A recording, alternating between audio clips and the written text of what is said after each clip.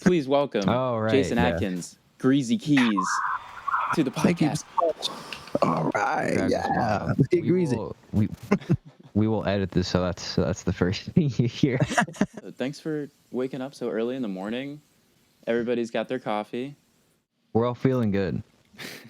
I'm always feeling good. So ready to rock. Yeah. Yeah, this is our first attempt at this kind of thing, so it might be a little rocky for anybody who's watching, but we will figure it out. Maiden voyage here. Seriously. So, Jason, how has it been working, or I guess kind of working in like the quarantine, if you have been? Well, I've not been working a whole lot, frankly. But every opportunity I've had has been good. Mostly just local stuff. No traveling really. Just local gigs outside.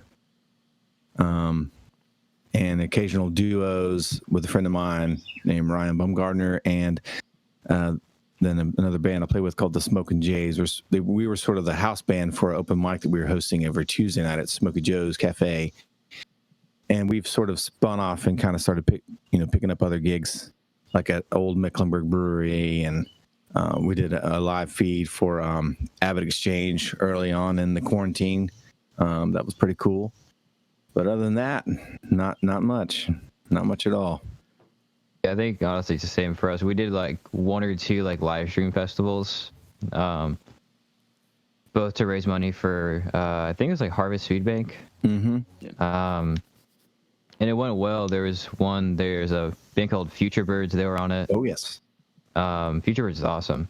Mm-hmm. Who is that country star that was playing, Ethan? If you remember? Man, I don't remember his name. I know he had a bunch of audio problems. I remember that. Yeah, he was playing on like his like laptop, and it was like Keith Urban. No, it was like I think maybe it was in like another an life. industry. Yeah, I think it was like an industry made star. You know what I mean? Like, cause he had like 7 million plays just on everything. Right. Wow. Yeah, it was unbelievable. But yeah, we were just like thrown in the middle of that. It was just weird. But yeah, there was like 40 people watching. Like, it wasn't anything too big. It's really hard to like watch these live concerts and like give the same energy. Oh yeah. When there's no people there.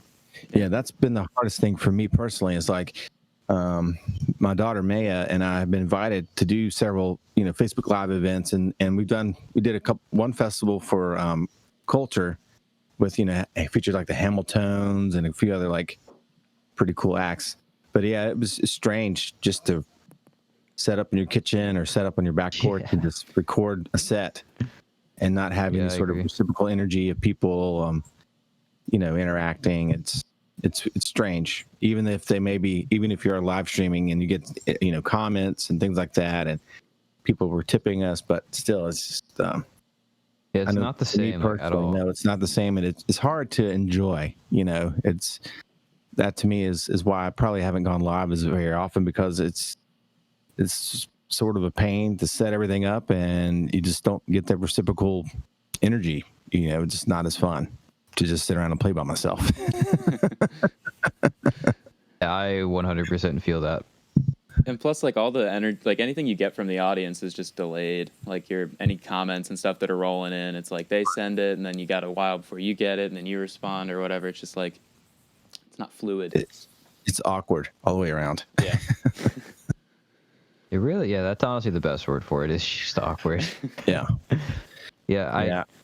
I was doing a little bit of research yesterday, and I called my friend Josh, and he said every venue in Nashville just closed down until January of next year. So I'm sorry to hear that, but I'm not surprised. Yeah, same. That seems to be the trend. Yeah, and him and I were talking, and like, I guess like the good thing that will come out of this is like the people who are actual musicians and like love to do this will stick through it, and it'll kind of weed out the people who are in it just for like the money. And but also maybe. It's like the entry for doing stuff like this, like there's a lot more equipment required, I think, to do things live quality than there is to go out and gig, because you can have some crappy gear and still go out and gig and have a good time. But with this, the price point of entry level is like you got to have a good amount of equipment to do it right. Yeah. And know how to work it.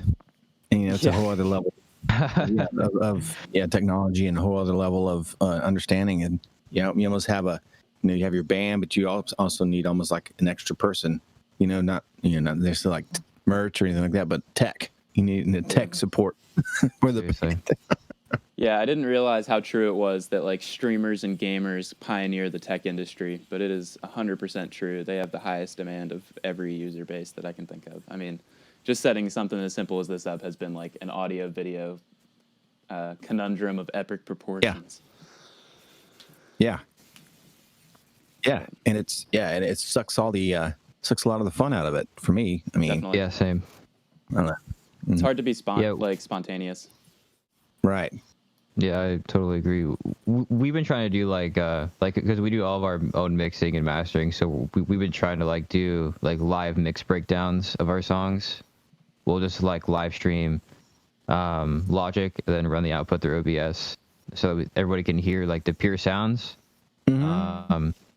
But it's hard because we'll do it for like 45 minutes, and unless you're really into like pro audio, like it's hard to like get people to like stick around to be like, yeah, we use this like really cool like LA2A UA compressor, and they're like who cares? Like, but I care.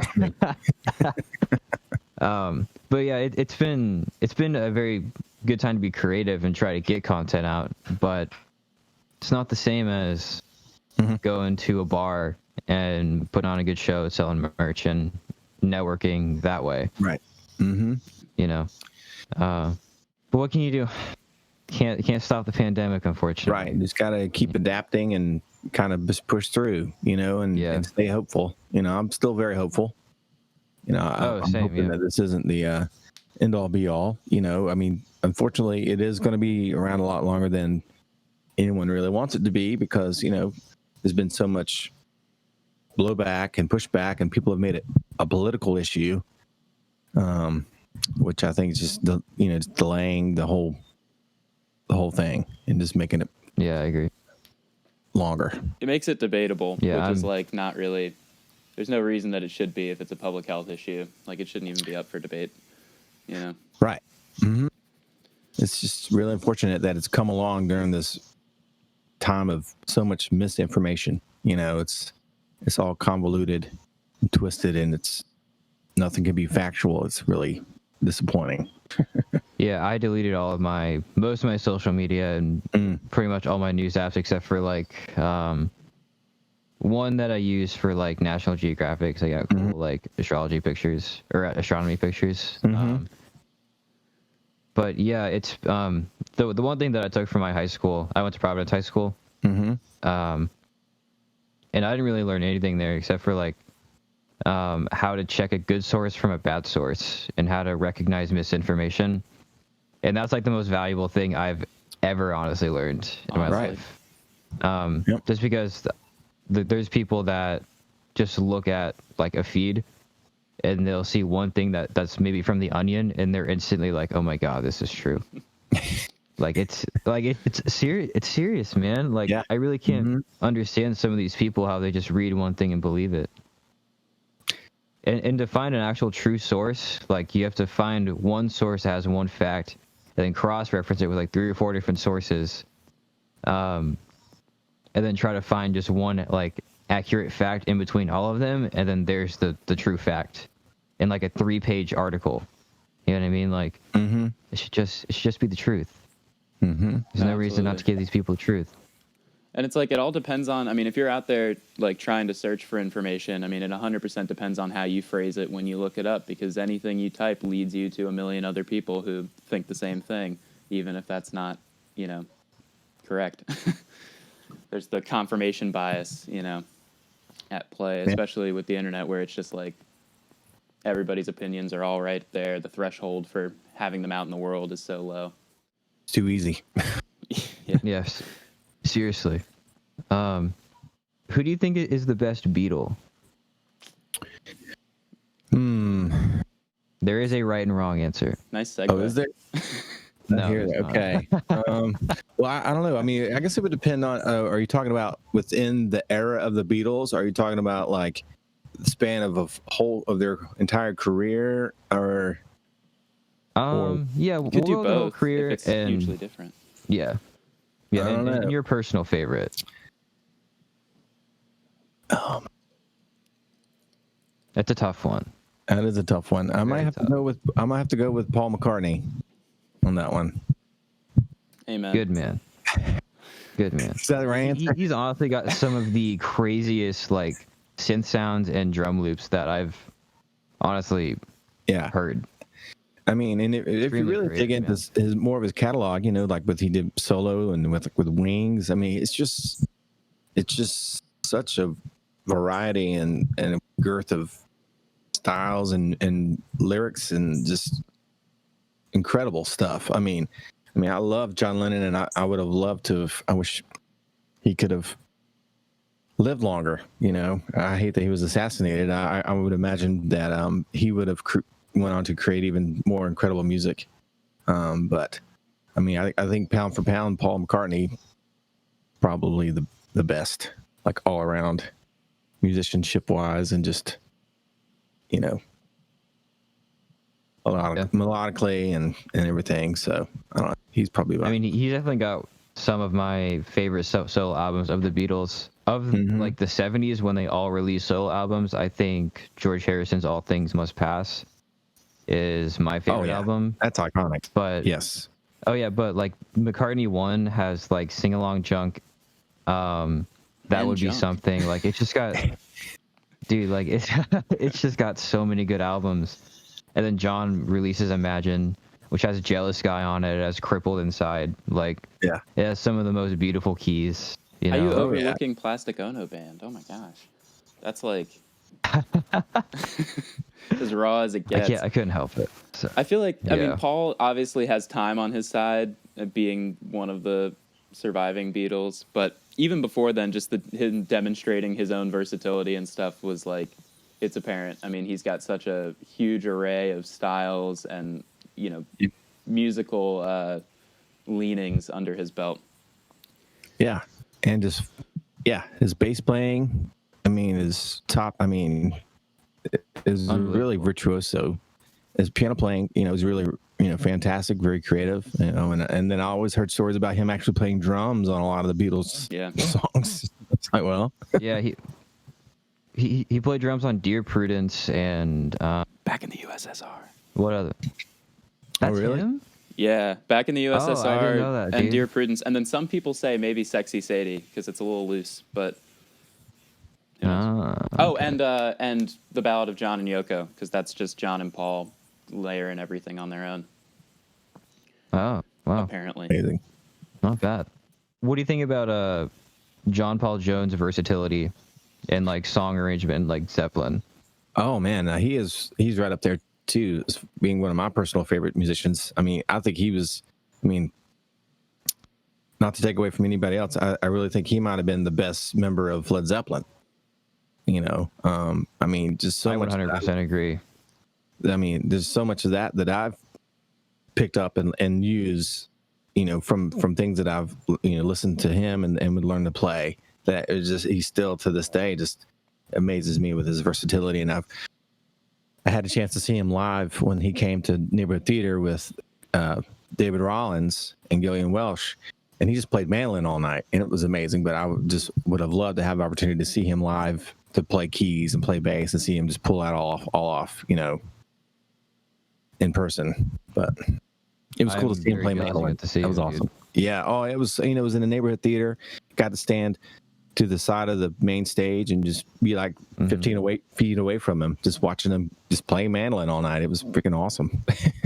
Have you seen I think it's called Them Crooked Vultures. It's him, Dave Grohl, and Alan Johannes, and Josh Homme, I think. Yeah. They only did one album, dude, but like I have it. It's great. Man, God, that is such a great album, dude. Man. Yeah, I think he did the same thing with that band. He did keys and bass. Yeah. And then live, he plays an 8-string bass and plays slide on like the guitar part, and then just plays bass. Like, he's crazy, man. He's so crazy. But with him, like his arrangements is like what made Zeppelin like what they are, honestly. Absolutely. Because he was a virtuoso pianist and organist when he was like 14. You know, like he was leading his like church's choir and like all of their arrangements when he was younger. It just transferred right into studio work. That's wild.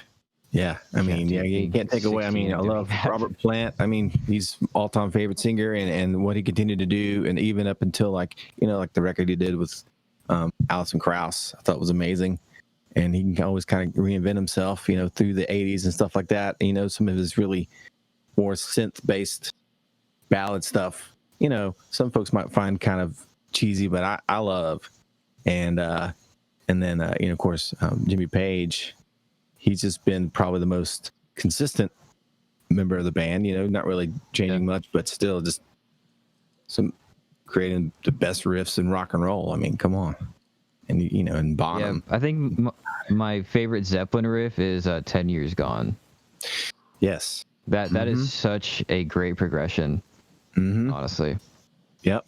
Yeah, it's a masterpiece. Yeah, that and House of the Holy. House of the Holy has the Rain song on it. Oh, man.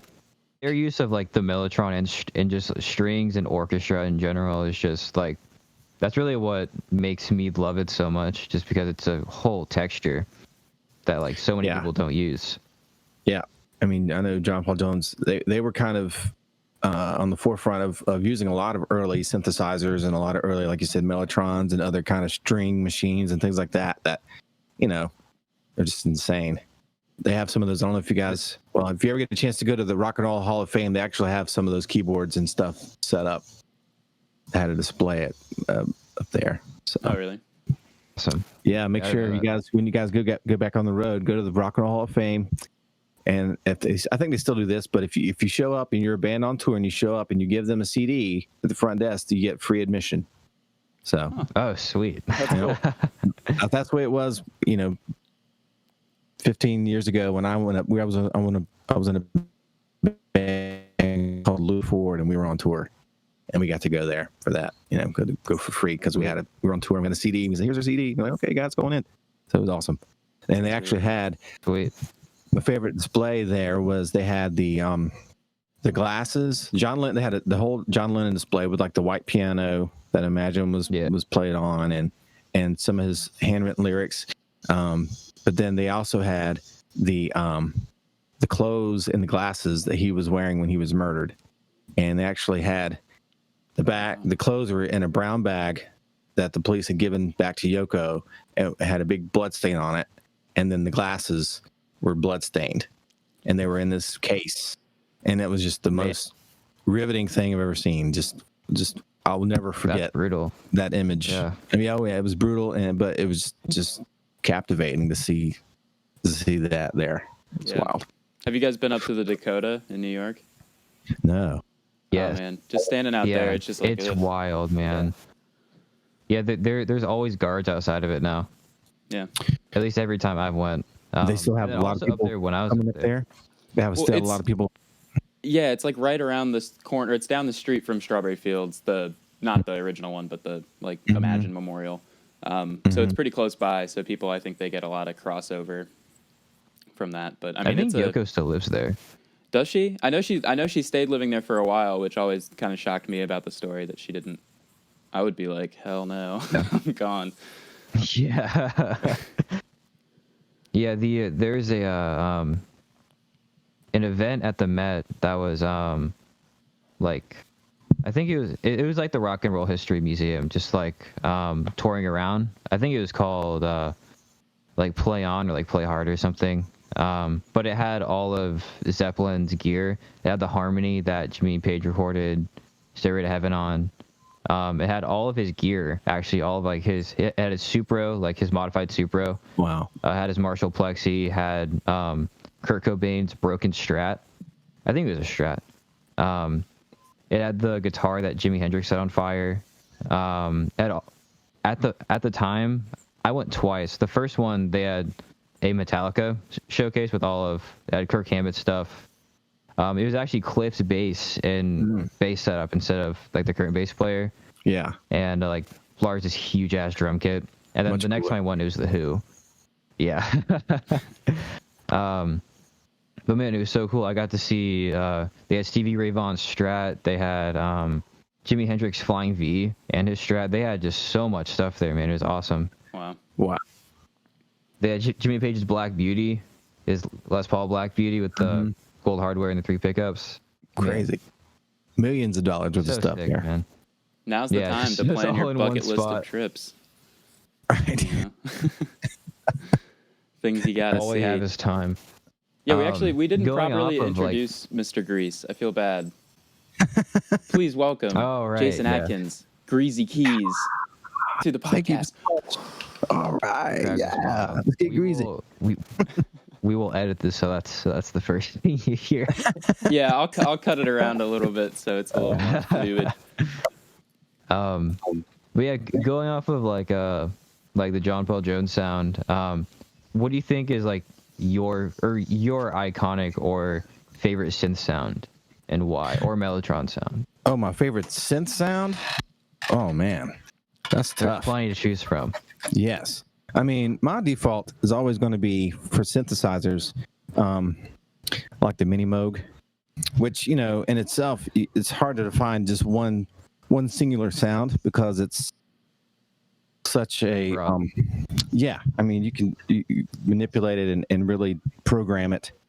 But then, and the Mellotrons, definitely like the classic flute. I mean, you hear a flute, the flute sound from like Strawberry Fields or whatever it is. I mean, it's awesome. It's really, really cool. But I've actually lately gotten into the more like 80s kind of synths, like pads, like a Prophet 5 was a big keyboard back in the 80s that has kind of resurged. They started remaking sort of like a reissue of that I'm drooling. I want one, so yeah, it's really cool. What about like for like Motown? What's your favorite like Motown key sound?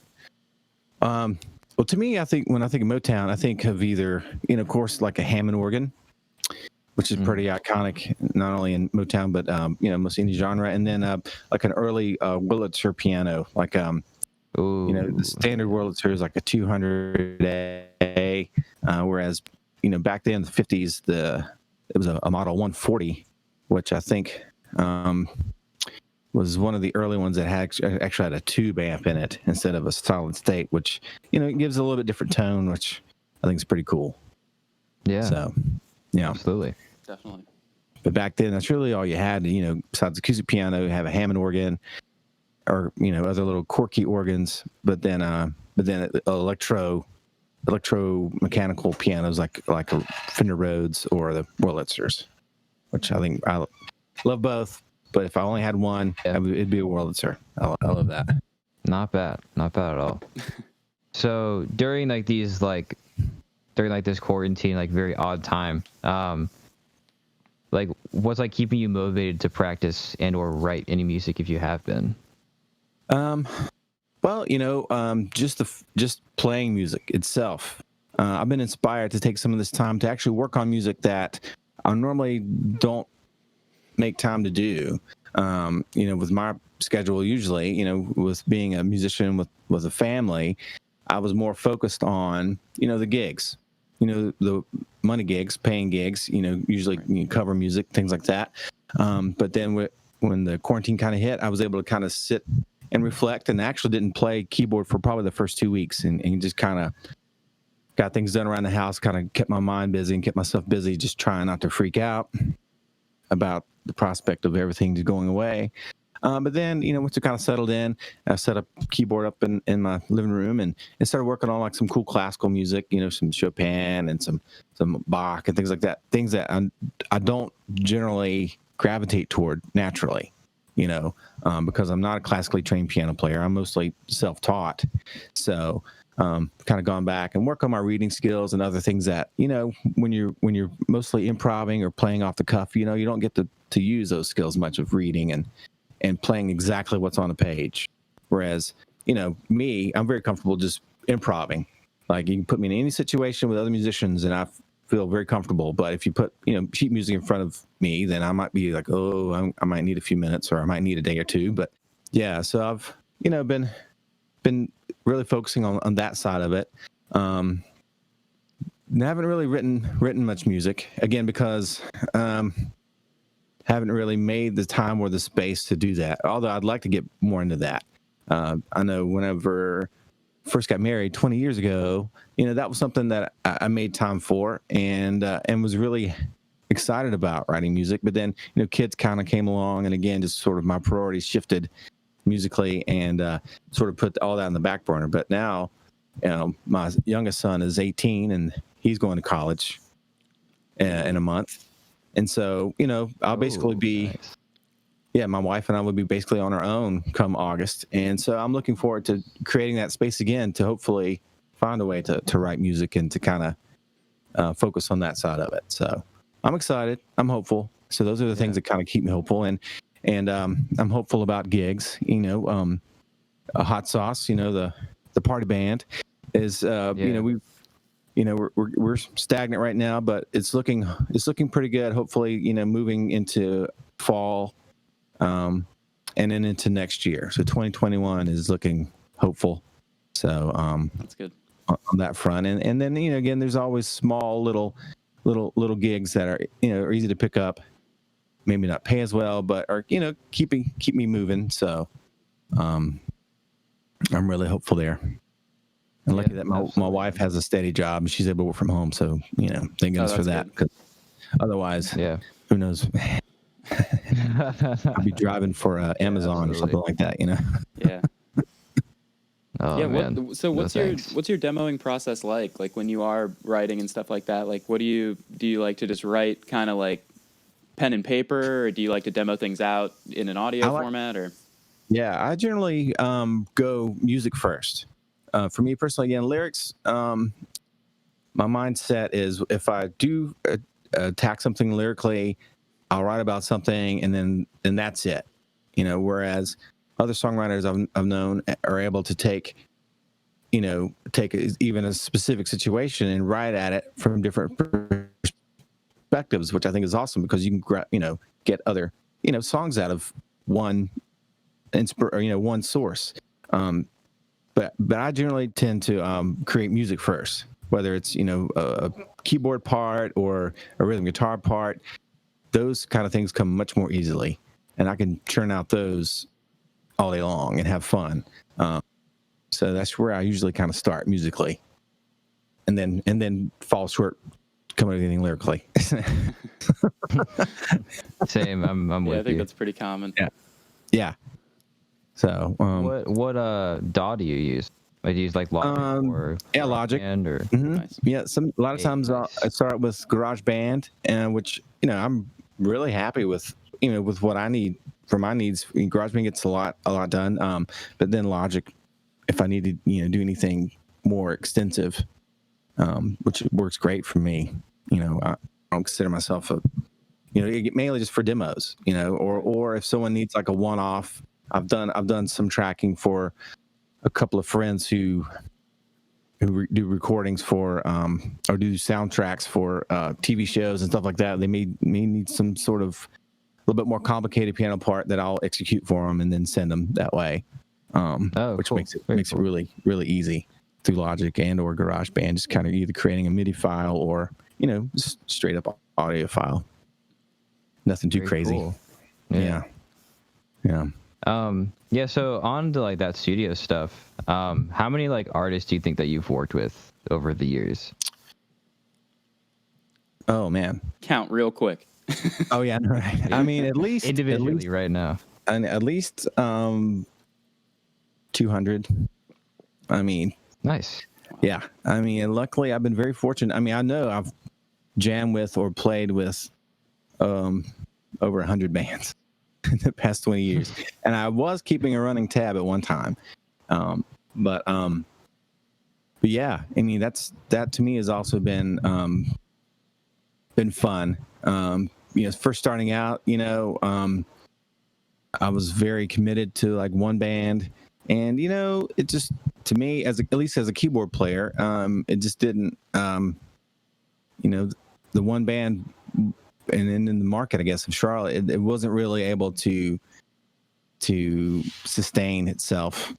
So probably a tough market for original music. Yeah, and and so yeah, I just began to diversify pretty early on, and now just basically see myself as a freelance, because the way it works is I end up getting in with maybe 3, 4, 5 bands at any given time, but things kind of ebb and flow, and if I want to keep working consistently on my own, then it takes a few bands to kind of make that happen for me.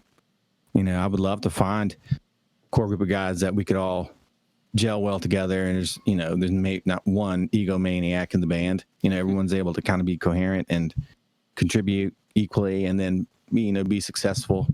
But I've yet to find that. Come hang out with the Byrne Brothers. Hey, I would love to get with you guys more. Absolutely. Yeah, I really enjoyed working with you guys when we did. Dude, that was a blast. That was a dude. Really props to you, man. That was like a 2-hour like little block that we had for Keys, and you knocked out like 10 songs. Yeah. Props to you, man. Well, and then props to you guys because you guys made it easy, and sometimes it can be a struggle to find places to fit into songs that are already recorded. To try to find keyboard parts that complement the song and not sit on or step on. It was a very natural. Yeah, it felt very natural, which is good. Yeah, which it was very to me nice. Is even more important than a band's technical prowess. Not to say, you guys are all super talented, so you guys have both of those things going for you. But yeah, you can have the best players in the world all together, but if they don't get along, if they don't gel, then it's it's terrible. And I've had situations like that where I was so excited. It's like, man, this band's going to be really awesome. We have the best singer in town. We got this, we got that. But then you show up and the bass player is a real jerk. It's like, I don't want to do this. And I'll get burned out really quick and have to be like, sorry guys, but I need to devote myself to something that's going to really be fun and comfortable, and everyone gets along. So absolutely. Yeah, I agree. I think the great thing about our songwriting process is that we do work very well together, we work very efficiently, and we know each other's space. Right. Because we all love to have layers. We're huge like Beatles fans. Haydon loves The Dead and John Mayer, and likewise. Yes. Yep. And they just have so many great layers in their songs, and the progression of the song. Paul McCartney said it best: you can't blow it all in the beginning. That's very true. Like he like I definitely live by that. So it's really nice developing songs that have a layer of choir or a layer of haunted house music like you put on one of our songs. It's just something weird. Yeah. But yeah, it's really nice just to be able to meet up and get something done, have a good time, and then it's really just about having fun. If you're not having fun, then what's the point? Right. And really, and just to be able to execute it. It's great to have the everyone gels and everyone gets along well, but then to actually pull it off and execute it is also really important. Yeah, dude, that was a lot of stuff that you had to do in a very short amount of time. So first, thank you again for doing it. No, you guys sounded awesome. Like I said, it made it easy for me. So, dude, Biscuits and Porn, we're trying out a new guitar player, see if he fits, dude. It's got 14 different chord changes, dude. Haydon is, oh god, dude, it hurts my head sometimes. He's so good, man. But then we just got weird stuff like Home in the Morning, dude. It's a slow ballad with a weird time signature, with just the different voicings on the strings and the organ together just make it a whole new beast. Honestly. Yeah, thanks. And again, whenever I approach a song, any song, I always kind of come at it with a tone in mind first, not necessarily notes, but what sound will work, because to me, a tone, at least in recordings, a tones speak more than notes per se. Especially when you have an ensemble, a group, let someone else take the notes, the single notes, the melody, so we try to find voicings where things can complement each other, and I take that when if they want, say, organ and piano, well, I'll in my mind, I will approach it in a way that, I'll make sure that the two parts complement each other. more on tone than notes, and then they usually blend pretty well together with that approach. Right. Definitely. So, And I think that's such an important approach for especially people who have like the prowess that you do. It's like you could be really flashy if you wanted to, but like serving the song and choosing to come at it from that angle is like really important. it's to me, it's more important. Yeah. And it's like the simplest Oh, yeah. part. The simplest part is better than the most complicated part. Unless again, it's the focus or the theme of the song. If your song is intended to be that way and it's got a lot of complicated parts, then that's we should strive for and execute that within all the players. But if it's not, if the more focus is on, say, the lyrics or the voice, then then to me, I think it's way more important to serve that. And hey, just play one note, two notes, three notes, and hold them down. And to me, it emotes much more than, well, I'll play these three notes, I'm going to play them really fast. It's like, no, don't do that. Definitely, man. I agree. And sticking on the topic of like studio stuff, what's like the most like awkward or weird studio situation you've been in? Awkward or weird? Feel free to name drop.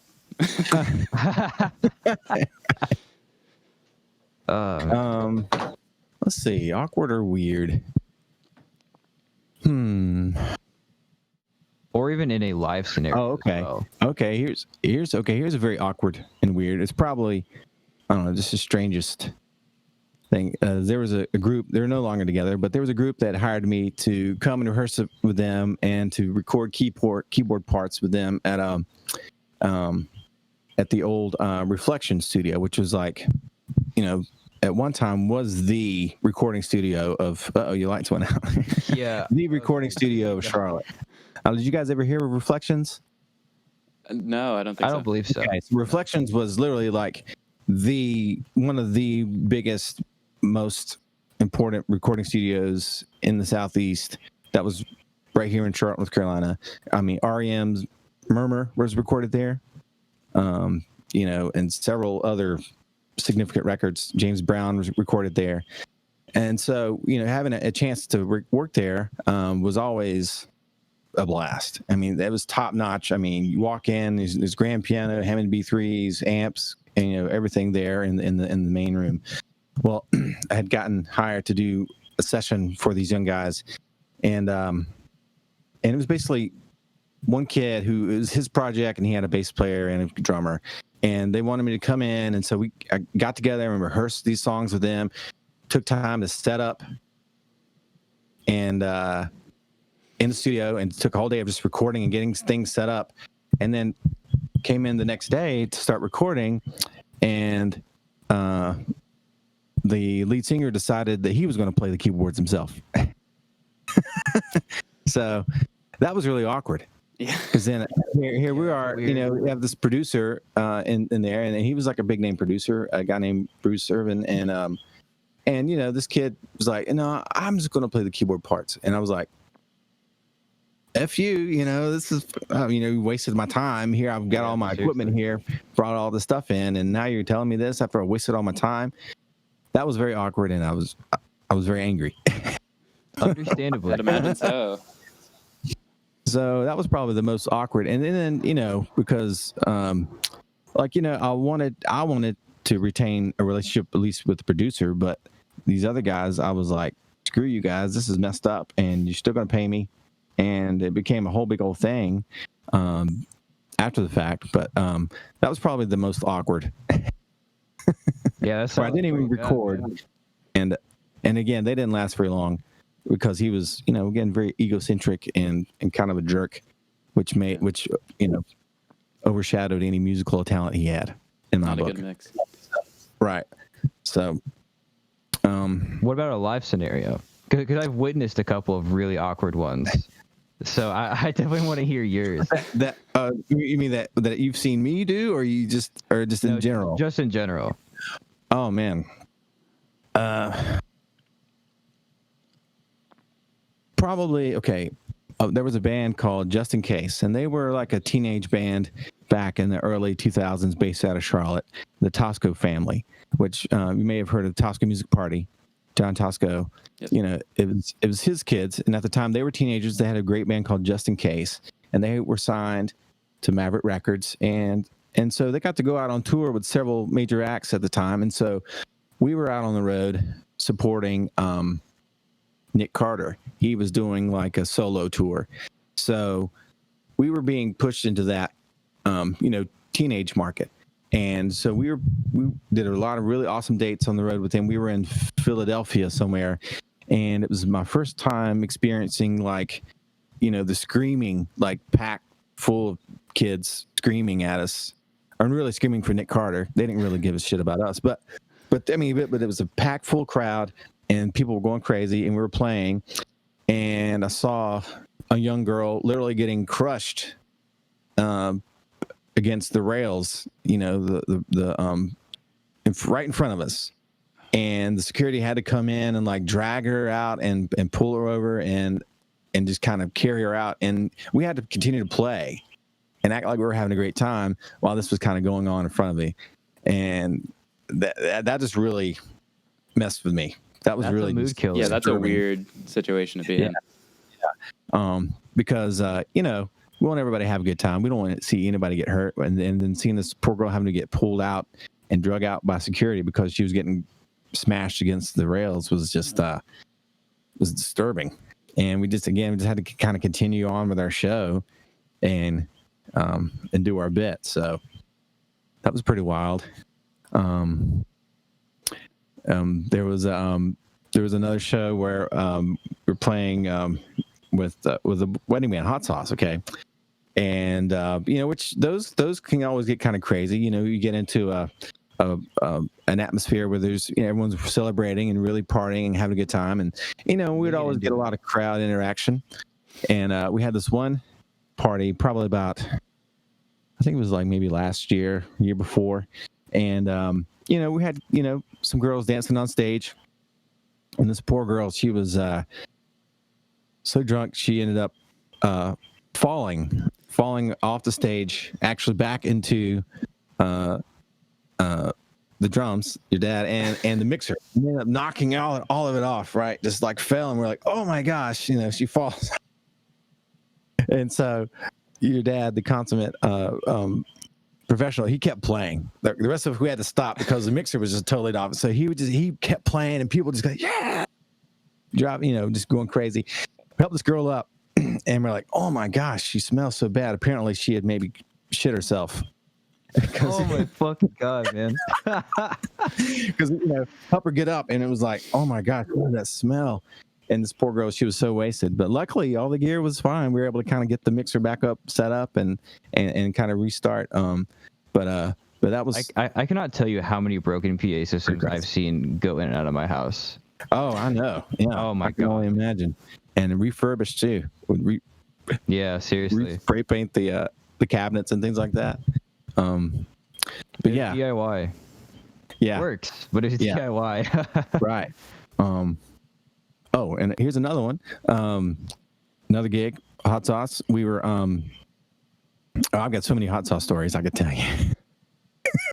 I've also, dude, I got plenty too. Yeah. There's just, I have a journal full of them, honestly. Yeah. Like, yeah, we could write a journal, like, times with a party band or wedding band journal. But we were playing outside of Live After 5 event at the near the Epicenter on the rooftop there, Rooftop 210, I think they call it.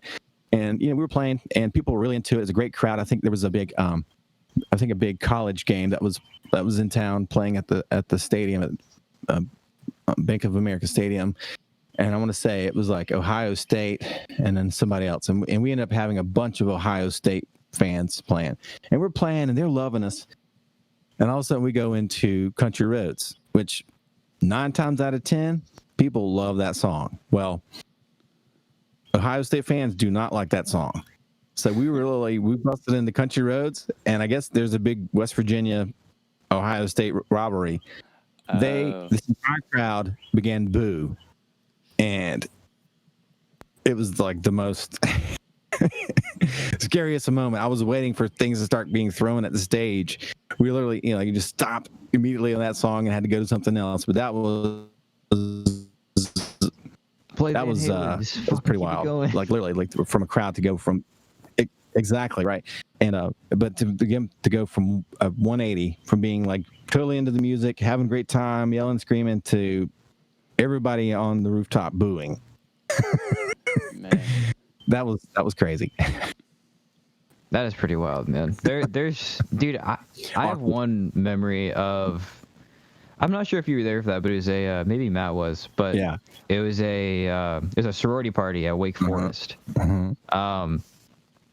And there was like a group of 5 or 6 girls that were just absolutely hammered, and they like were trying to sing karaoke through like Jason's microphone, and and they took the mic from him and then they threw it across the room.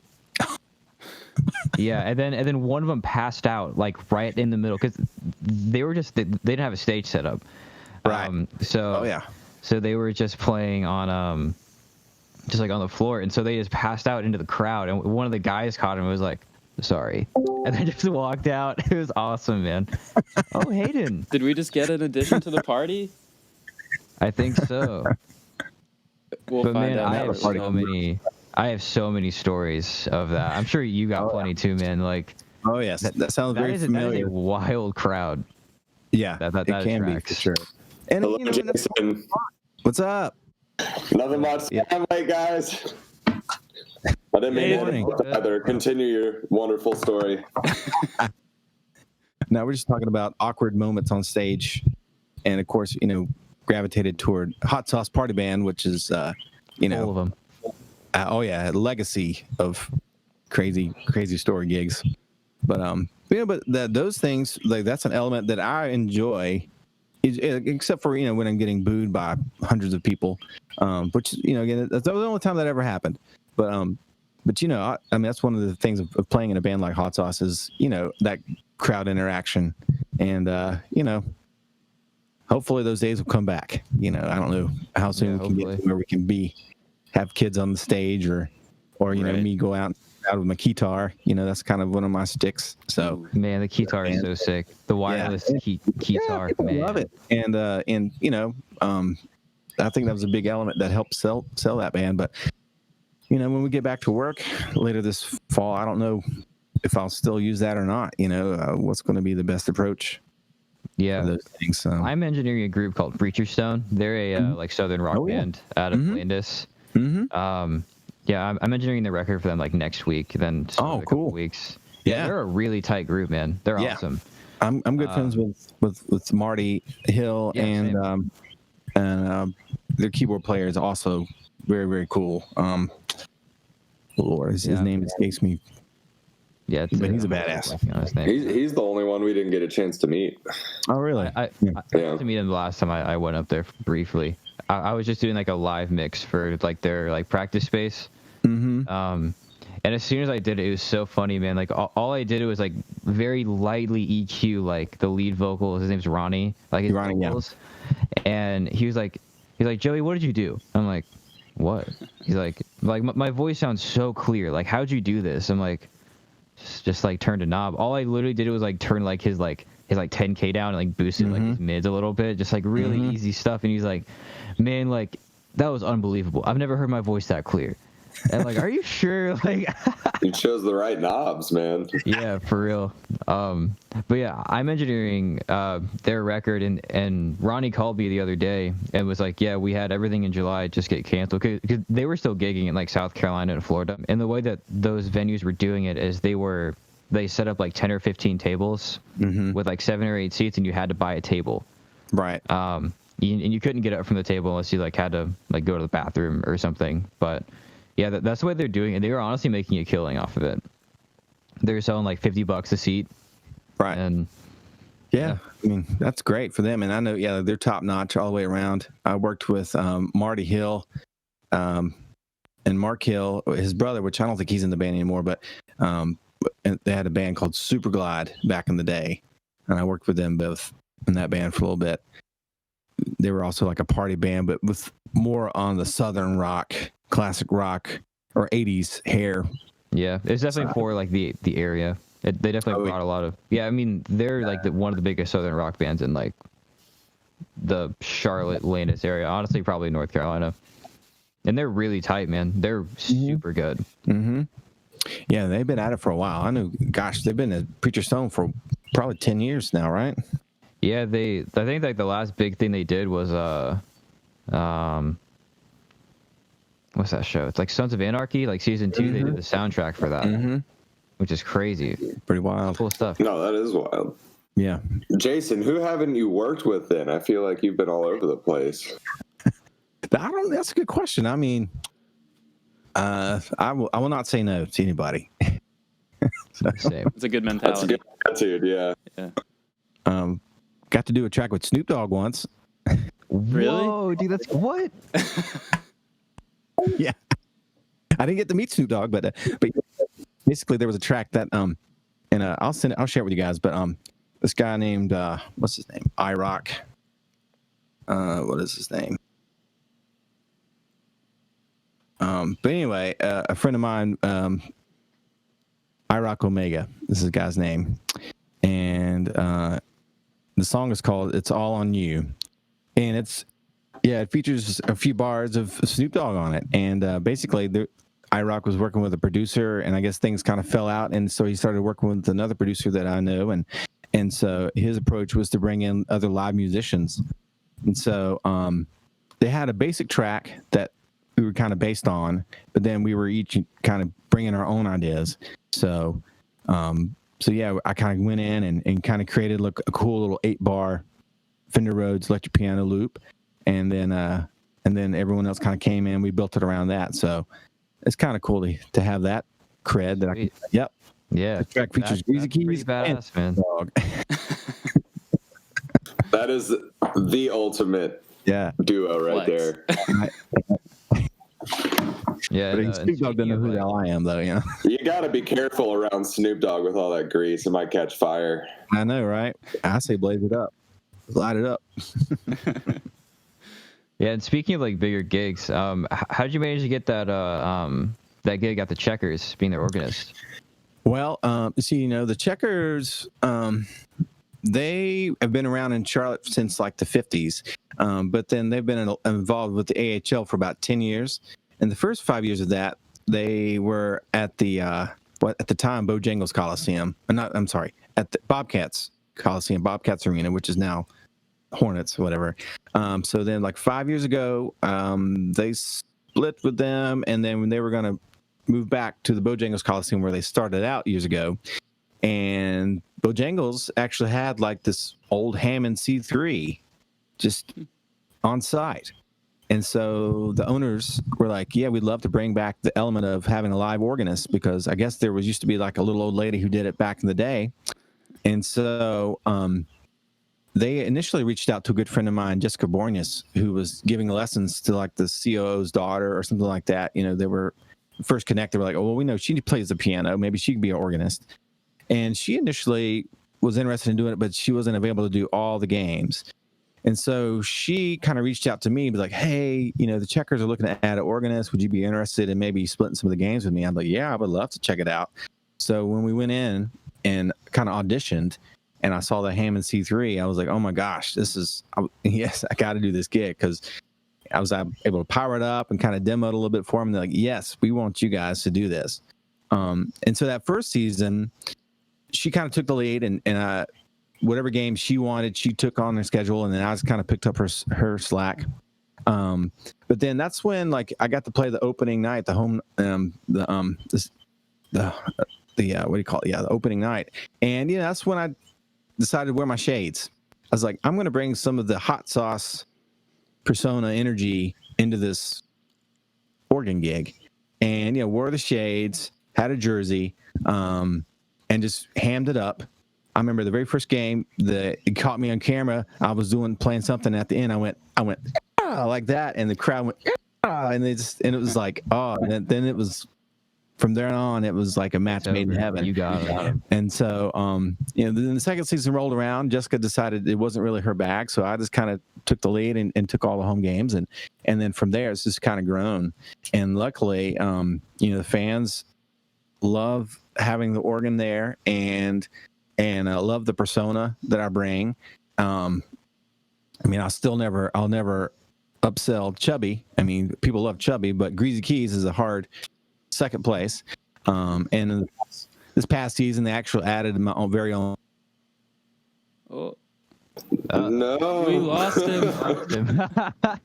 Okay.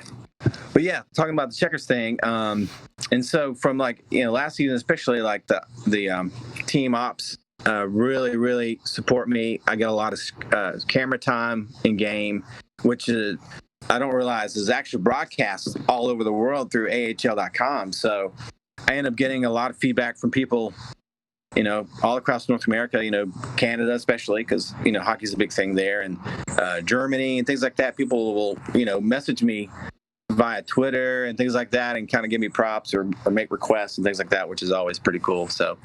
Well, so I know we were talking about embarrassing or weird live moments, but what's something that you would count as like maybe one of the most rewarding musical experiences you've had?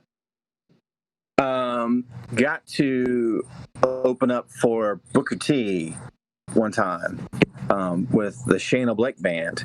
That was awesome because I wasn't a member of the band, but they called me in to sort of help enhance what they were doing live. And so we got like a 30, 45-minute set to open up for Booker T, who is one of my, all-time influences. You guys familiar with Booker T? Yes. Yeah. Okay. For sure. T's. And MDs, yeah. So got to meet him, and for sound check, got to sit down at his organ for a moment and kind of dabble. So that was very rewarding. That was a lot of fun. Let's see, playing at the Double Door. Every time we ever got to play at the Double Door was awesome. Yeah, I played there with many different bands over the years. Got to play with Dave Alvin, who was country troubadour of sorts. A guy named Buddy Miller, who's a pretty iconic sideman, which was pretty awesome. But yeah, those kind of come to mind for sure, as being like the most rewarding times I can think of. Yeah, for sure. That's definitely some recognizable names. Yeah. Do you have anything in your sights, like bucket list or like your next? No, I mean right now I'll just be happy to be able to get to play some more gigs anywhere. I'm hopeful for the hockey season to roll back around, which would be awesome, and then I'm hopeful for the following springtime to get to play the organ for the Kannapolis Cannonballers. So that was potentially going to happen this past spring because they just built a brand new baseball stadium there in downtown Kannapolis, which looks amazing. And the GM there was wanting to bring the organ, and they've actually bought an organ and everything and had me come up there and kind of check it out. And right before, or actually right like the week of the COVID hit, we were talking about trying to get things going. But yeah, that's been put on hold until next season. But I'm hoping by 21, 22, I'll be like sports organist year round. That's awesome. So, I'm really excited about that. Yeah, that's quite a title, man. That's awesome. A different niche, and and then I get to play in front of a few thousand people every single night. That's another thing about the Checkers is like, I'm the solo musician there, right, in front of me, anywhere between 3,000 and 8,000 people. So that's always pretty cool. Yeah, seriously. Does the DJ ever cut you off at the Checkers games? Well, no, luckily, no, because there's a director, a program director who's calling the shots. And he'll say, okay, I want the organ to play, or I want the DJ to play. But there have been times where, literally when it comes time to play, you literally have like seconds to play. So I always try to play like the biggest hook I can find, and whether it's like a classic rock hook or some kind of fun chant or sing along, or some kind of fun hip hop hook or something like that. And there's been times where like I would play something, and maybe a few songs later the DJ would accidentally play the same song, and so you kind of go back and forth like, oh, that's funny. Yeah, you played the song I just played. Well, here, I'll play this song. And now, so we've done a little bit of that in game, which I don't know if people have picked up on or not, but that's usually what happens. But yeah, I usually have great working relationships with the DJs themselves too, with the checkers. So it's really, really, really kind of cool to kind of work off each other that way and not be competing. Although I do try to compete by, again, playing things that are very, very recognizable that people can pick up on within a second. And then I've added a drum machine to kind of help boost me. So nice. I'm a drum machine. I've programmed probably about 50 or so different beats of different songs that I can kind of use. And so when they call for me to play, I'll make sure to have a drum beat behind me while I play over that. So that it kind of helps boost the energy and helps bring me up to try to match what the DJ can play. Because the DJ wants, so it's hard to compete with that. But that's an element that I've incorporated this past season or two. Is I'll bring my iPad, and then I have a little dedicated drum machine, and I'll just kind of do a little sub mix, and I'll work in my own little background beats and things like that as well. So that's cool. That's cool, man. Cool. That's really creative. That's awesome. Just trying to keep people entertained and not feel like it's redundant, for myself. So yeah, that's all the goal there. But that's been a blast. Just people have been very receptive, and they really like that traditional element. The organ is a big thing for hockey and baseball. Right. But I'm all about it. Yeah, it probably goes hand in hand with like how like some of like the shows like the Tonight Show and like some of those more political shows have like a live jazz band with them. Yeah. In the studio. It's probably the same concept. People really they eat it up. Yeah. And again, I basically become like an ambassador.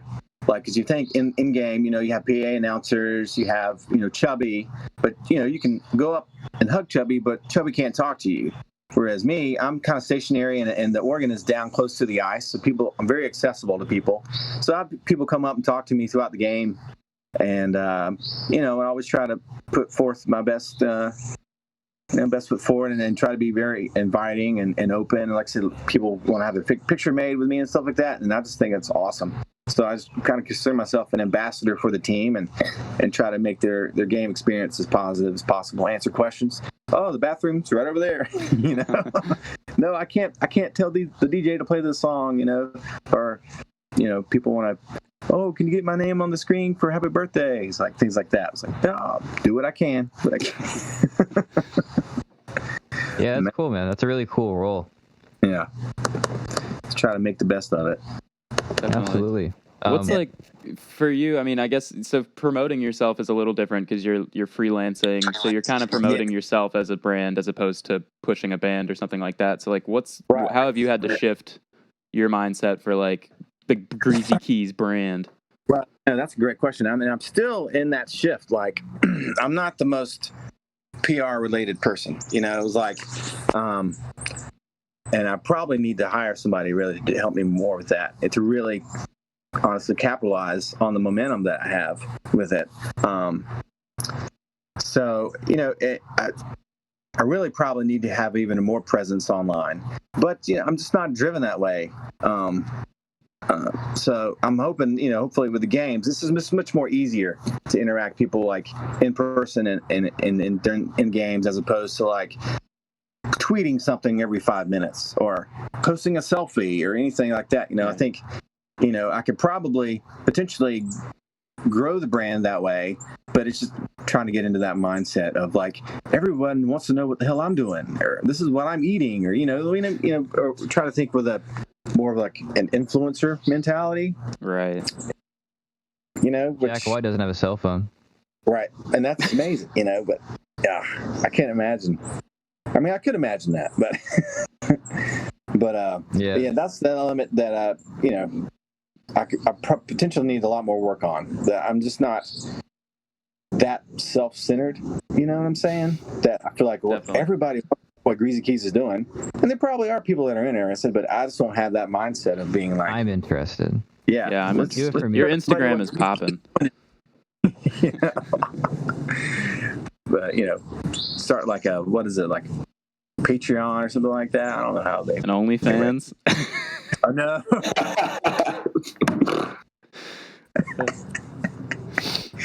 Oh boy. I would subscribe. I would do it. You would. Oh my goodness. I'll be a monthly contributor. Oh boy. It is hard to get into that social media game, though. It's hard, man. Like you said, it's hard to like be like, oh, people will care about this stupid picture of me in front of this building. Like, yeah, but it's part of the game now, I suppose. Yeah, absolutely, and it's a big part. And like I said, it's something that I think that we all have to sort of utilize. If we're going to continue to navigate through, especially the times that we're going through now. But like I was mentioning to these guys earlier, it's for me personally, it's hard. It's hard to generate the energy to want to create content when there aren't people immediately in front of me to have that reciprocal energy. And to make it, to me, that's just a huge part of it that I'd be fine just rather just not do it. Yeah. Yeah, it's definitely been harder to like create content. We've been trying to get more creative with doing it, but like I mentioned earlier, it's hard to get people interested in like a 45-minute mix breakdown. Yeah, and that's why we're trying to swap to like podcasts and do more. What do you think has changed the most in the industry since you've last since you've been like kind of in it the last like 20 years or so or longer? Mm-hmm. Like, what do you think has like changed the most? I think mainly, obviously the way that music is delivered, obviously, because even 20 years ago, CDs are still important. Having a physical copy of something, I think, was important to bands, whereas now it's not. It's like you can't give away CDs. Right. Having physical content, even with albums, there's a big niche for vinyl and things like that. But even that, I think, is not ever going to be able to be sustaining for any musician. So it's just the delivery, the digital online content, trying to deliver that way and to try to actually make a living or make money that way, I think is probably the biggest change where, and then the scene itself, as far as having venues in Charlotte, particularly, is a lot different. I mean, you guys used to have so many more dedicated destination venues, whereas now it's all breweries or patios. There aren't any great rooms to play in anymore.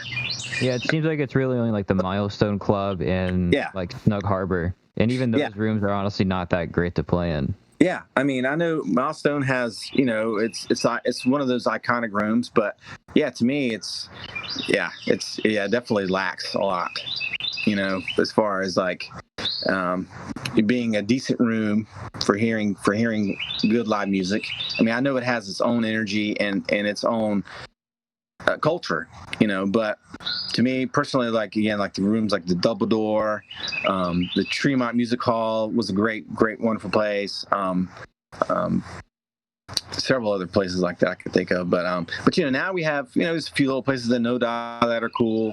The Evening Muse is still going strong, but it's just not the same, and so having that change has been a challenge, because breweries, there's a lot of people and they support live music, but people don't go to breweries to listen to music. No, it's just background noise. Exactly, and that's evident. So it makes it a challenge. So you play like Billie Jean, then everybody's like, "Oh, sweet!" Right, and it boils down to basically being a party band, playing the same tired party music, but people still love to scream "Don't Stop Believing" at the top of their lungs. As long as it's ever going to go away. And and then certain circumstances, I'm always fine to play it, but I don't want that to be the end all be all. Yeah. Yeah, absolutely. It's definitely for me. I could definitely see how the demographic changing from Charlotte becoming like one of the financial districts of the country, how it's brought in like a much older crowd, or I mean, just like a much more like corporate crowd, I should say. Yeah. Yes.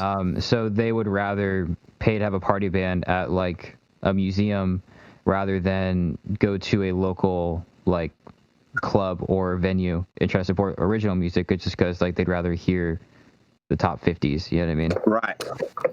Like songs that they're familiar with. Yeah, which is hard for original music bands, but it makes it a hotspot for like East Coast entertainment, like in what Doug's doing, to have a market. With the whole like demographic changing of the scene, it makes like party bands very like sought after, instead of a band that has like great potential and putting money into them. You know what I mean? Yeah. Mm-hmm. And not that I don't support the party band scene. I mean, like my family was funded on it. Like I totally understand both sides. Yes.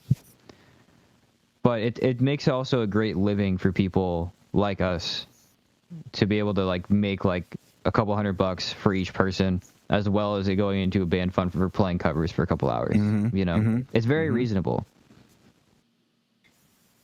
Yeah. And again, if you get in with the right group of guys, I think you can potentially, make one support the other. I mean, I know there's probably a lot of successful bands who started out as like a cover band and were able to wisely, work it up to where, they were able to become like, an original band. So again, I think that's where having good chemistry and everyone's sort of working together and they're not being one singular person or, only one sole person driving the whole bus. You gotta have everybody working together. I think potentially, a band can do well as a corporate band / original band. Wear two masks. So, do you think it's good to like, if you have an original band like Hot Sauce, but you guys also have an original, or you have a cover band like Hot Sauce, but then you have an original group. Do you think it's good to differentiate the two via a name or a brand? Yep. I think it's smart to totally rebrand it. Like if you're going to me, it makes sense to have like the dedicated Hot Sauce brand. But then, if you go into original side of it, to have a different band, different persona altogether, to me, because I think it helps create a good contrast for the band. That way you're not stuck in under one umbrella where people come to see you and they, okay, well, this is Hot Sauce. We're going to expect this show. So I personally think that that's a good idea. Yeah, so I know we were talking a little bit about streaming before, but like, how are you consuming music? What is your preferred? How do you discover new music? That's a good question. Actually, most times I've discovered new music has actually been out and about somewhere and hearing the music playing on Muzak, and I'll use Shazam, and I'll what's playing, and I'll screenshot it, and then go back and then kind of check it out from there on iTunes. That's pretty much where I listen to most of the music's through iTunes personally. Got a subscription there for my family and stuff like that. And then every once in a while, I'll scroll across something on Instagram, some kind of sponsored ad for a band. See a lot of that. But mostly just kind of catching stuff randomly, just trying to keep my ears open. Again, time-wise, I don't really have much time to sit down and search out things, so I just kind of pick up things as they come across that I've maybe heard on the TV show, or again playing in the restaurant or playing in the deli that I'm sitting in, that was like, oh wow, that's really cool. I'll Shazam that and then check it out later on. But then, again, my musical taste, I usually tend to like things that are older. Yeah, definitely get that. 70s, stuff like that, 80s. Most modern music, it's hard for me to really connect with, and to want to consume, and then to turn around and try to like learn it. That's always a big challenge too, is like, working with a cover band and trying to stay current. It's like it's hard to pull off this song because it's, you know, all synthesizers and in beats and things like that, that it's impossible for any, you know, real live band to kind of emulate without having backup tracks and things like that. So, but that's generally how I tend to find any new music that I'm not familiar with, is just kind of just listening out in the world, because otherwise, like when I'm in the car, I'm mainly listening to NPR, you know, talk radio and things like that. Same, actually. Yeah. Do you are you a vinyl holdout? Do you still spin a record every now and then? Every now and again.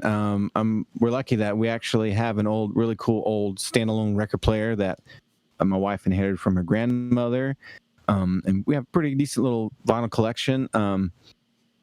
Her parents actually were good friends with a DJ back in the 70s and 80s, and so we ended up having a bunch of like really cool, like promotional only copies of vinyl and things like that. So that's kind of cool. And then I also have an old jukebox that plays all 45s that that's sick. That I got from my dad. He worked for a company that would install and service jukeboxes and video poker machines and pool tables and stuff like that. And so that's cool.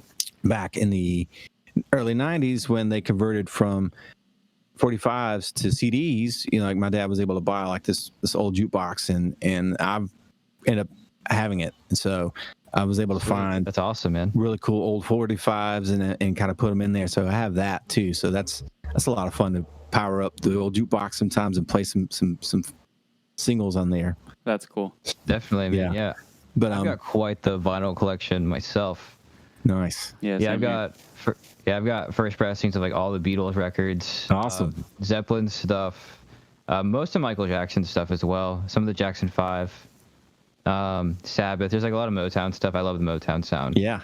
Is that, do you find yourself actively going out and buying vinyl like that, or is that stuff that you inherited, or? I used to. I got a lot inherited. But I gave most of that to my sister. Because I actually had a lot of the stuff that my father had.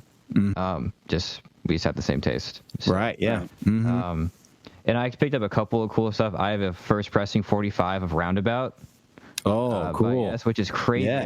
Yeah. It was on sale for like a $2, and I looked up the serial code, and it was like the first like 145s made of the single. Wow. And I was like, sweet, man, what a steal. Is it like an edited version, or is it like a full length? It's the full single. Wow. Yeah, that's awesome.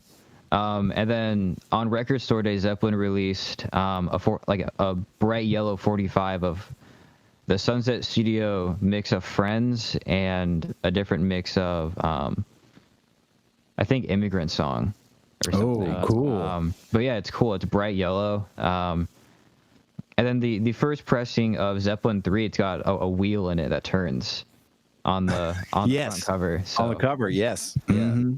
It's awesome, dude. Yeah, it's pretty cool. Yeah, I mean, it was definitely, it's an expensive hobby. Just being in this industry is an expensive hobby, you know? Yes. You can make money with it, but I mean, you end up spending more money than money that you make, unfortunately. Yeah. I'm afraid. Yeah.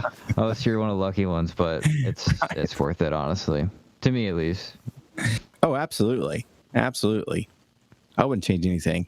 Oh, same. Yeah. I was left an old Macintosh preamp. That's like a receiver for it's a preamp receiver for like a turntable, but I'm trying to modify it with my friend Hank and try to make it into like a preamp for like a guitar cab, just like Garcia did. Me and Haydon were talking about that. Yeah, because he did that through a twin reverb, and Haydon just got a Vibrolux, so we're gonna try to make it all weird. Sick, like a little Franken rig. Yeah, for real. Do you play any other instruments besides just keyboard? I play. I'm a closet bass player and rhythm guitar. For some reason, you know, or if I'm recording, like I can come up with specific guitar lines, but for some reason, like the neck of the guitar, I've never became as fluid as I have ever wanted to, melodically. But you know, chords and things like that I can get good around with. Or when I was writing songs, I tended to gravitate writing on guitar because, again, it sort of forced me to simplify ideas. Whereas at the keyboard, I would overthink things and naturally create things that were generally probably too complicated to really work for what I was going for. So yeah, I play guitar, and I initially taught myself to play guitar to read a guitar player's hands, because I don't have perfect pitch, but I have relative pitch, and so I would hear notes and try to figure what maybe a guitar player is doing. But I learned to read his fingers and shapes and things like that. So, Right. And as a teaching tool, like when I was doing a lot of private lessons, I would do some rudimentary guitar as well as keyboard and a little bit of harmonica and some bass. Love playing the bass when I get a chance. Man, the bass is so fun. Slapping Yes. the bass. Mm-hmm. What kind of bass did you play, or do you play, or prefer? Let's see. Well, I've got I've had a couple of different basses over the years. Currently have a little short scale. Was it the Epiphone SG Ooh, EV1 nice. or whatever it is? Yeah. So I own one of those. For a while, I had like really cool it was like a 5-string jazz bass. But yeah, that's usually what I play is the SG. Or if like when we do open mic, I would just grab the bass player's bass, whatever he's playing. So Right. Again, I don't really actively play bass out. I jam on it from time to time, but I do tend to do a lot of key bass with gigs. Like I'll actually do the keys and then have the keyboard split and have a dedicated bass guitar sound with my left hand, which I really enjoy doing that. It kind of split it up and kind of create that. Like even when I play solo, like I prefer, instead of having an all piano sound, I'll prefer to have the bass dedicated to my left hand and then play chords and melodies in my right hand, because I just like sonically what just having that low end. Yeah, it fills it out a lot. Yeah, and it just to me it just feels full. Like when I do solo shows, I use a couple of apps for my iPad for drum patterns, Mm-hmm. and I'll literally just kick a little drum beat and I'll play bass and play keys and sing, so it sounds like a much fuller ensemble than just me playing the piano. Right. So, and I'm just, my ears have just gravitated toward that, and that's usually my approach when I'm playing solo or even a duo. To kind of help the guitar player, just throw in an octave lower on the bass and play it like that.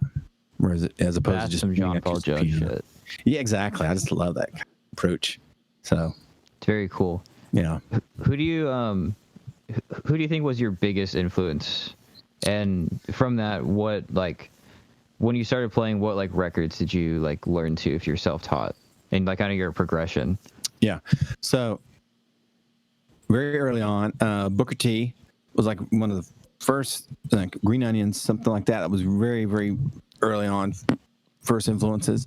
Ray Manzarek from The Doors, where he got the idea of playing bass while you play keys. I loved him in high school. The Black Crowes were like a band from that era that really introduced me to other older bands. But their very first record featured Chuck Leavell, who had played with like the Allman Brothers and Sea Level and things like that. So he's probably one of the most influential players for me, just hands down. Because he's just so consistent from the era of music that I was very influenced by. I think he said, Allman Brothers, and now, he's the MD for like the Rolling Stones and things like that. So that whole genre, he kind of, captures all of that for me. And then the Black Crowes had another keyboard player named Eddie Harsh, who played on like their second record until like the next to last record. And like, I really enjoyed his playing and drew a lot of influence from him. And then also like Greg Allman from the Allman Brothers, like his approach to the organ. And then when you get into like more jazz, like Herbie Hancock and Chick Corea, those kind of guys that played mainly like their electric piano stuff, was really really drawn to that. Not so much like bebop and things like that, which I love now, but just my taste was always drawn toward more electrified music. Like Hammond organ and Wurlitzers and Rhodes and things like that just really speak to me. So those are probably some of my initial influences. But then, get into like, Greg Hawkes of the Cars, think of all those really cool synth parts that he played. I was just really enamored with all that. Again, just making parts that were not necessarily complicated, but just really well thought out and just cool tones. I just love the sounds that he got working with the Cars. And then I think Herbie Hancock.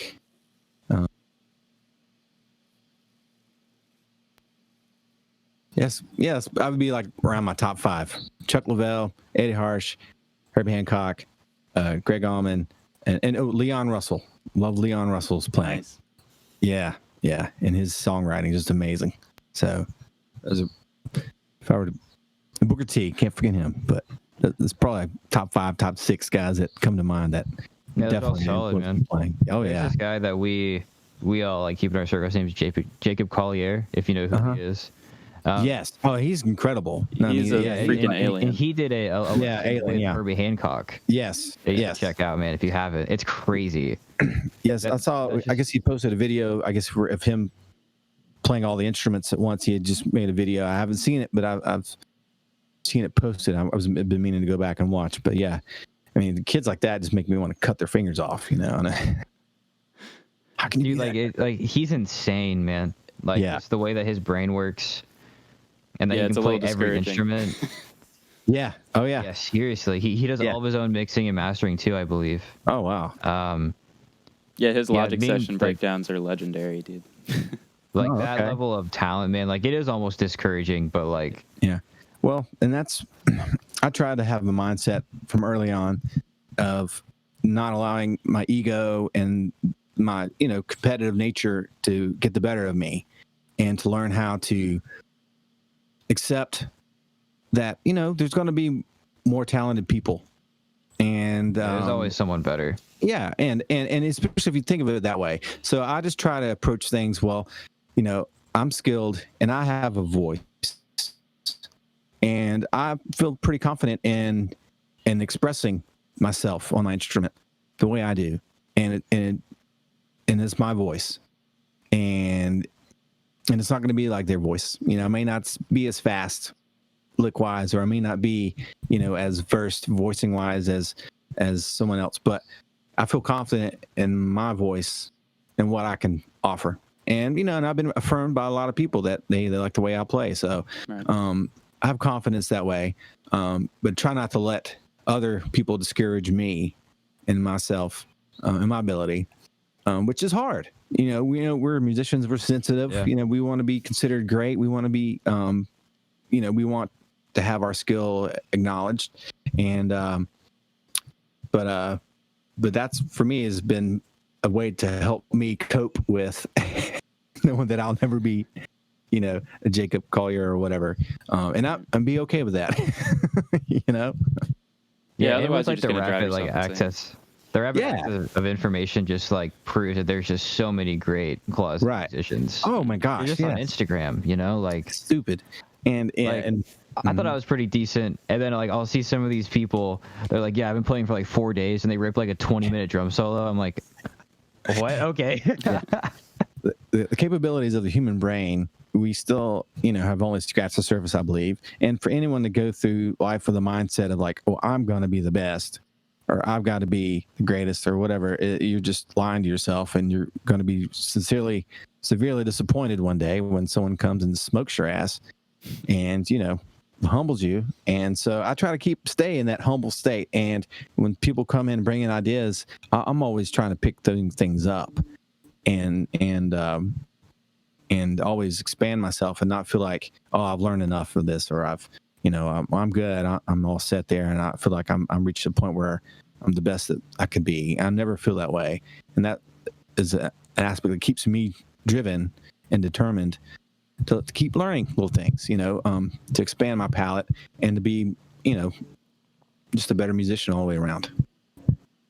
No, definitely. I know. Yeah, I agree. Is there anybody in the modern, I know there's been no good music made since 1970, but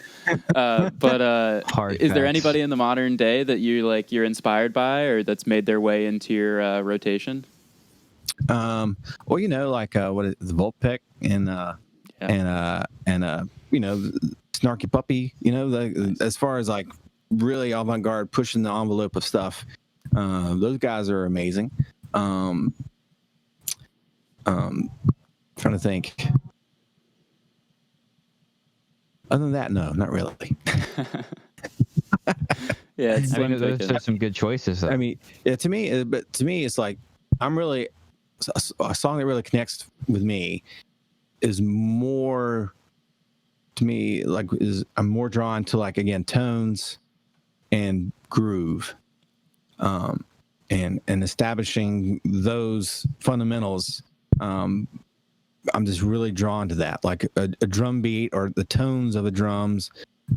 To me, are first thing that I tend to focus on, along with what other sounds are being generated before even the lyrics, and then probably melody.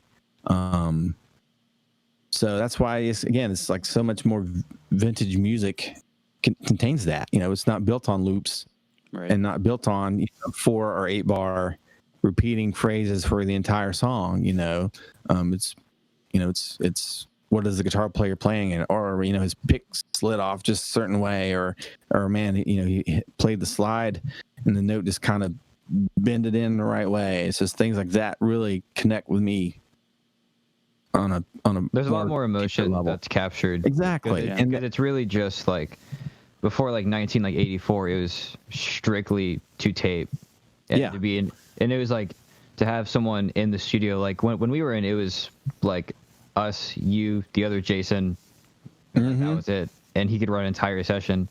But before then, you need someone running the tape machine, at least 2 people running the tape machine, someone running all the wires, a mixing engineer, a sound engineer. I mean, just extra hands on deck in case like someone got overwhelmed, because there is so much. You have someone running the patch bay, and like, probably very, very expensive. Like my understanding, tape was very expensive, and so you had to be able to come in and execute it right, and not have 1,000 punches to create a track, or pitch bend and autocorrect and things like that. So quantize and and I think I innately sort of pick up on those kind of things, and it just makes it sterile to me, and it makes it hard to want to listen to going straight to tape with like a real live band, like I mean for the Beatles, they live tracked all the rhythm tracks obviously for like Sgt. Pepper's and like Abbey Road, then overdubbed some stuff with another tape machine. But it definitely like it makes you have to be in the moment. A friend of mine, Billy Harvey, we were talking about like that whole process of capturing the moment and how the best takes are in the first 3 takes. Because past the first 3 takes, people like start to expect like the cymbal hits and the fills, and in the first 3, like people are still getting comfortable with the song. Right. So like there's a lot more unpredictability, which gives it more emotion and feel. No, definitely. Which is a cool concept to kind of grasp, because now like you can punch in a single hit and quantize it so that it's perfect, and then loop it, and there's like just nothing in that. Right. And not to say, there are people who are very creative in that palette. It definitely it has its ups and downs, because it makes people like I can build an entire production from my computer now, Like it's honestly amazing that people will have to pay thousands of dollars to do it before. Right. Yeah, I mean, it was a lot. The threshold to get in was so much different. I mean, that was at a time where audio engineers wore lab coats and that kind of thing, and it was like getting a tone right and setting up acoustically before you recorded was like, it's so expensive to do. You have to get it right when you go in. You know what I mean? Like there wasn't. We'll do it like crap. Knowing microphones and preamps too, like fixing it in post such a side to pro audio, man. Like it's insane. It was like a 12-man operation. Right. I know in the 70s, Abbey Road had an on-call microphone technician, because like they didn't. That was before like they really knew how to like use this stuff for what instruments. So like they would always break because of the sound pressure. They'd use like a Neumann U87, like a $6,000 microphone on like a Fender Bassman that's running a bass on 10. And then it would just fry the mic, and they're like, man, like why'd that happen? It doesn't make any sense. Yeah, there's definitely a science to it. No doubt. Yeah, it's awesome, man. And really great studio players know how to play to the microphone alongside the song. Because a lot of these condenser and ribbon microphones, you don't have to like slam the cymbals and like play very hard because it picks up so much. Mm-hmm. I know that the Beach Boys overdubbed a lot of their percussion stuff. Same with the Beatles, but they're like barely tapping the cymbals. You know, they would just overdub with like very washy like palette cymbal, like crescendos. Mm-hmm. Yeah, and you didn't have as much available to you with like the nuance of mixing, because especially with the Beatles and bands of that time, it's like you're working with 4-track. You know, you might be multi-miking the drums, but then you're bouncing down to 1 track and you're keeping going, and you're just, you know, constantly compressing and compressing if you want to add layers. So like the nuance of the mix needs to be in the performance, not in the variables of panning and volume and all that kind of stuff. Yeah. Yeah, nowadays, you know, if you have the money, you have plugins galore. You know, all kind of instruments built into your laptop. It's really wild. It's like when I try to approach songs, I generally, you know, try to limit myself, you know, 1 or 2 sounds or something like that, you know, to kind of keep that analog vintage kind of mentality. Right. Yeah, absolutely. Although I wouldn't mind Songs in the Key of Life was, oh my God. Yeah. There's no compression on that and barely any EQ or reverb. It's all mic placement and the just the musicians. Wow. There's barely anything on it. I was telling Ethan earlier today on The Color and the Shape, like the second Foo Fighters album. There's no compression on the drum sound at all. And there's barely any EQ either. It's just the mics. And Dave Grohl is just a fucking powerhouse of a musician, so he just knows how to get good sounds. It's really in the player. It's like 60% the player, 20% the room, 20% the mic.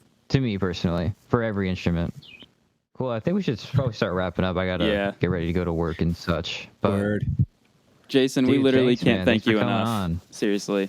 Oh, absolutely. It's been a You blast. guys for and man, I'd be happy to join you guys anytime you want. So I wish you guys all the success with these podcasts, and can't wait to check them out going further too. So got a new fan. Sure.